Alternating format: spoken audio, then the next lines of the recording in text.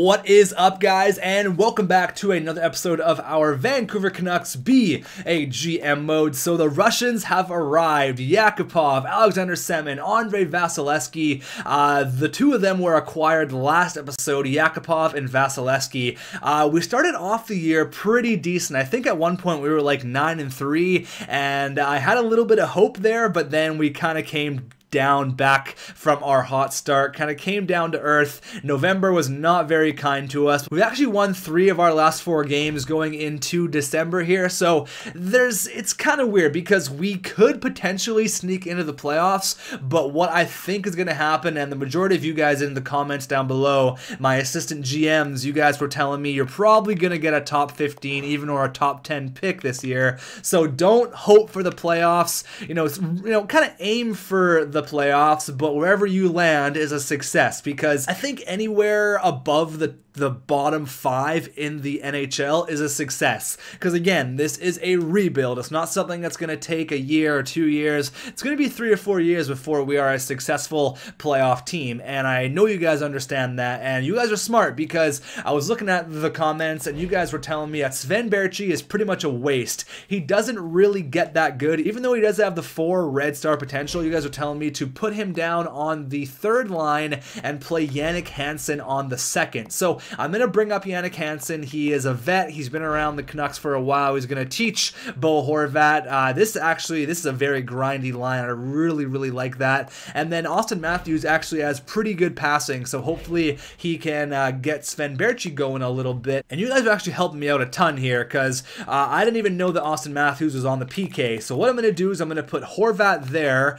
I'm also going to put Yakupov there, and I'm going to put Hansen there. So you're right, Austin Matthews should not be killing penalties. You have him on the power play though, but he's not going to be a penalty killer, so that's kind of how everything is looking. The only thing we have to do is pretty much get some simulation completed. We're going to probably go up to like the trade deadline in this video. It's going to be a lot of simulation, a lot of games here, and it's kind of going to determine what kind of team we could be. Anything above the bottom 5 is a success of a year for me, because where we were last year, obviously we won the draft lottery, we got Austin Matthews, which was awesome, but I think that we really need to focus on improving here. We don't need another top 5 pick, although really it wouldn't hurt, but I don't want to be there. I want to be in the bottom 15 or the bottom 10. I don't want to be I don't want to have like a 3rd overall pick again. That's not an improvement. Being being 2 spaces in the draft is not an improvement in my eyes. So that's kind of where I want to be. Aim for the playoffs, but wherever you land, oh my god, 7-0. Oh boy.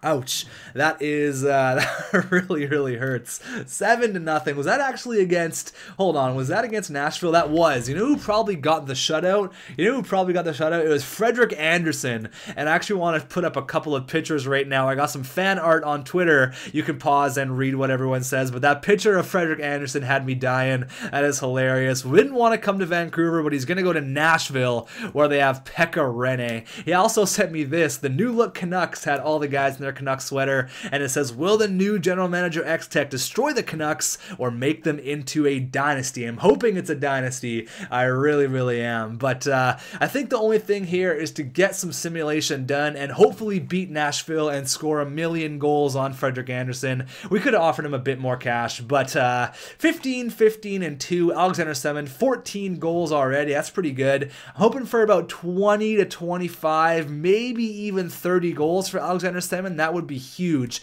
If he hits 30 goals, I will be happy as hell. Up against the Arizona Coyotes, big victory there, 5-2. But I actually want to get your guys' opinion on something pretty crazy. What do you guys think of Jonathan Drouin? He is actually gets amazing in every single GM mode. He's like 95 overall by like year 3. But what do you guys think of him requesting a trade out of Tampa Bay? That's pretty big news. That's pretty crazy. Plus, that brings up the question, what's going to happen with Stamkos? Is he going to re-sign if they trade Jonathan Drouin? Because Drouin's supposed to be the future behind Stamkos, and now Stamkos might not re-sign. Tampa could be in some trouble here, but I thought that was pretty crazy. And what do you think like a realistic trade would be to get Jonathan Drouin out of Tampa Bay? Like, I've been hearing lots of like first round picks and prospects and stuff like that, but what do you think a realistic what do you think a realistic trade would be to get Jonathan Drouin out of Tampa Bay? But had a big victory there against the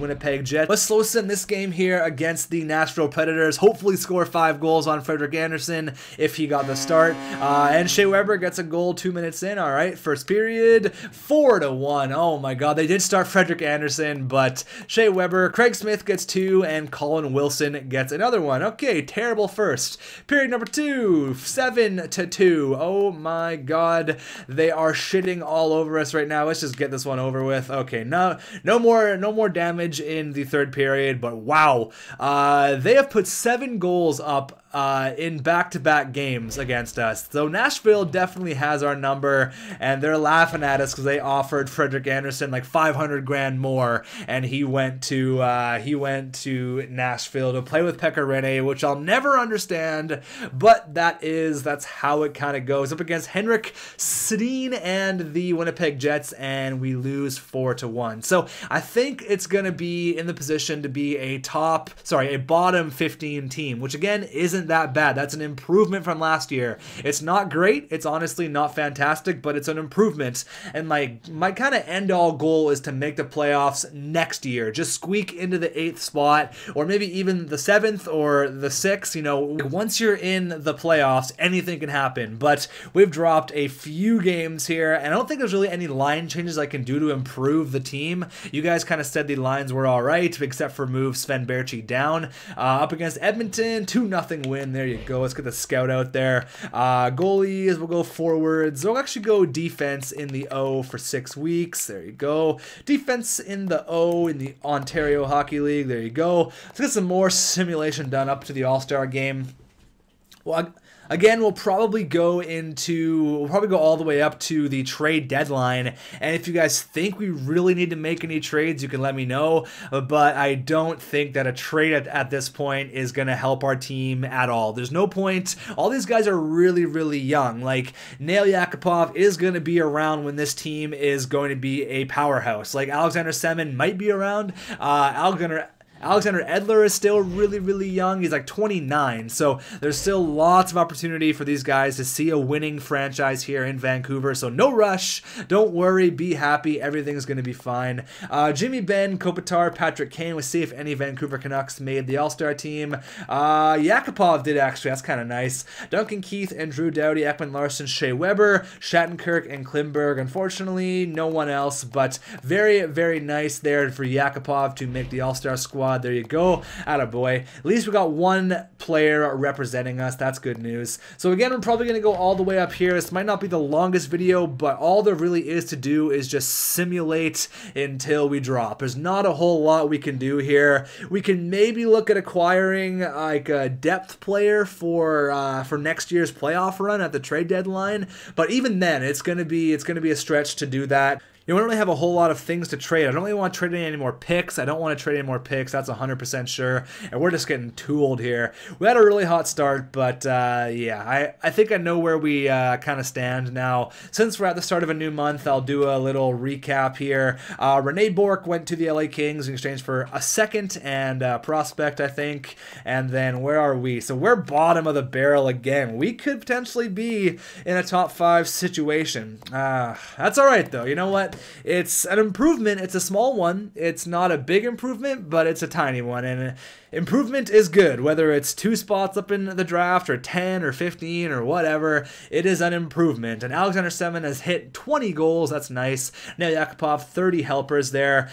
Big victory there against Columbus, up against the Edmonton Oilers, and they have a pretty good squad, but their record is not that great, but they do squeak out the 2 points against us. Up against Eddie Lack and the Carolina Hurricanes, big victory there. Let's see what Johnny Gaudreau is all up to in Calgary. How sick is Johnny Hockey, though? Like, just unreal. He is so good. I watched a Flames game the other day, and he just controls the whole play. Like, he's so small, but it does not even matter. Like, he is like Theo Fleury 2.0 is what he is. He is Theron Fleury 2.0. He's a beast, man. He's going to be in Calgary for a long time. He's going to be the future captain of that team. He is a beast. He is so good. Terrible in Hut, though. I really don't like like him in Ultimate Team this year. He's so small, just knocked off the puck like you would not believe. But let's finish off this episode here. Again, this one's going to be kind of short, might even be under like 15 minutes, but we put 5 goals up there against the Minnesota Wild for back-to-back victories. Let's go for triple. Let's go for a triple kill here, and we do get the triple.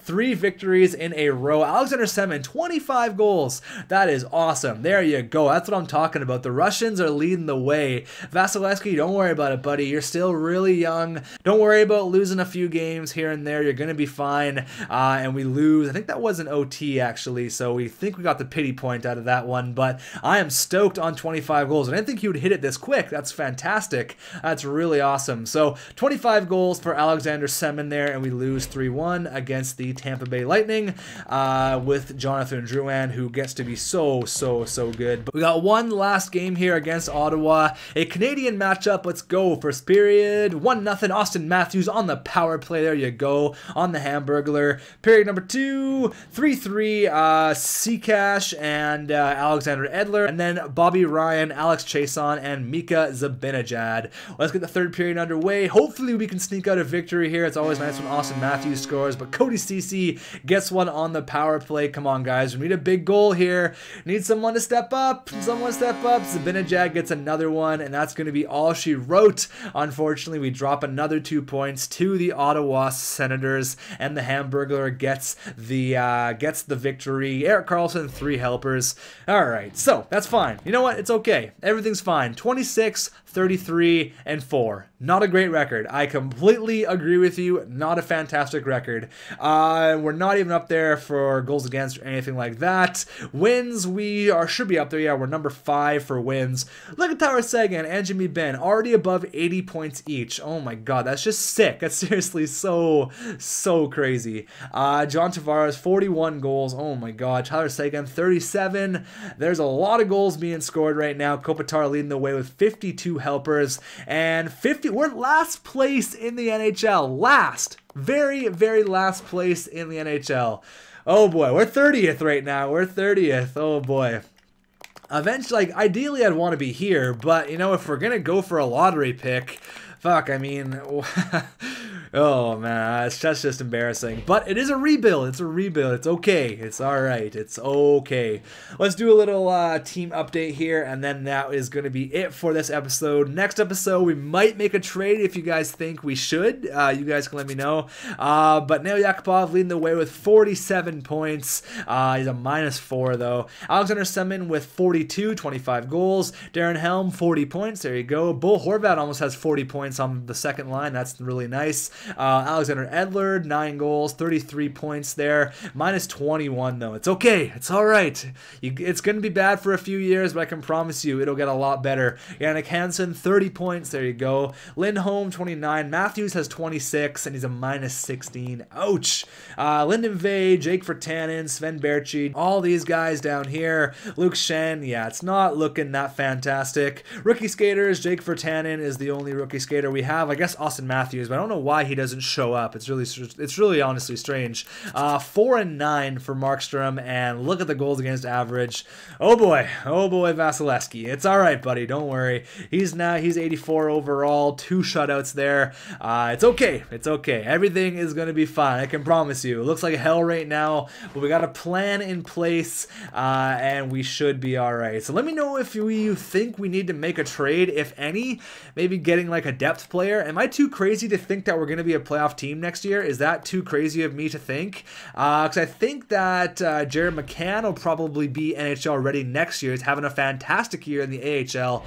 He might be ready for next year.